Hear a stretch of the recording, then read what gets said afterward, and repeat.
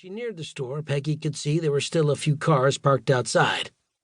When she was growing up, the store was called McBride's and had been little more than a 6-aisle grocery store.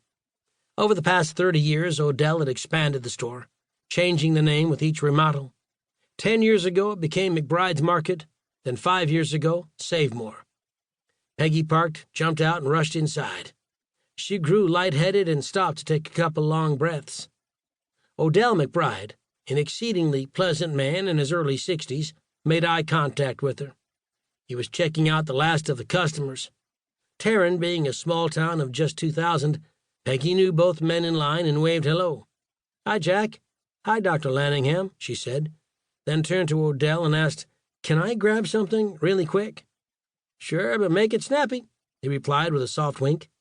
"I will," she promised, and started toward the medicine aisle. She passed a woman standing near one of the other two checkout lanes. The woman was wearing a cowboy hat and had her face buried in a gossip magazine. Though Peggy recognized her from town, she couldn't recall her name. In the medicine aisle, Peggy grabbed a box of Theraflu and some throat lozenges, then made her way back up front. Odell had finished with Jack and was checking out Dr. Lanningham, Peggy's longtime veterinarian. Behind Dr. Lanningham was a young man in his mid-20s whom Peggy recognized from the lumber yard.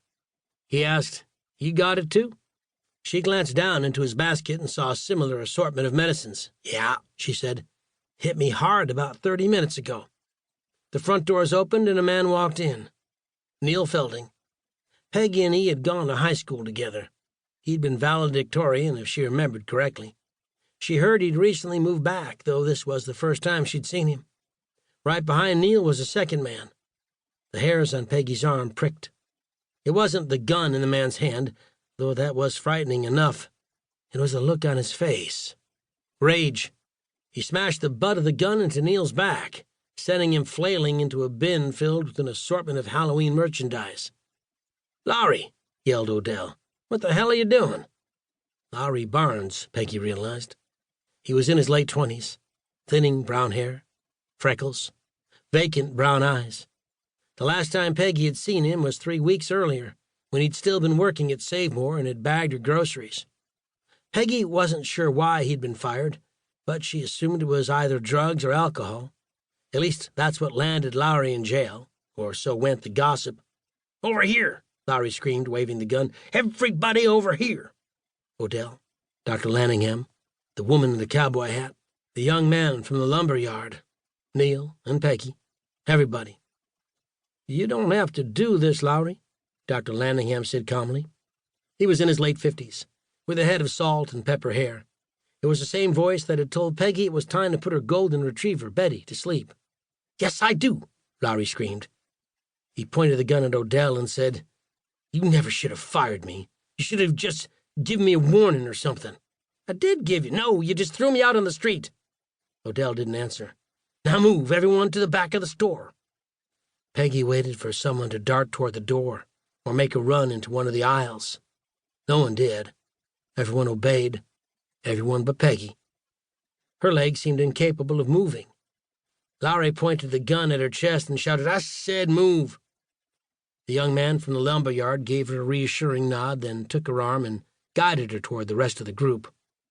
Lowry ushered the 6 of them to the back of the store and into the freezer bay. It was the size of a small bedroom, half filled with frozen items.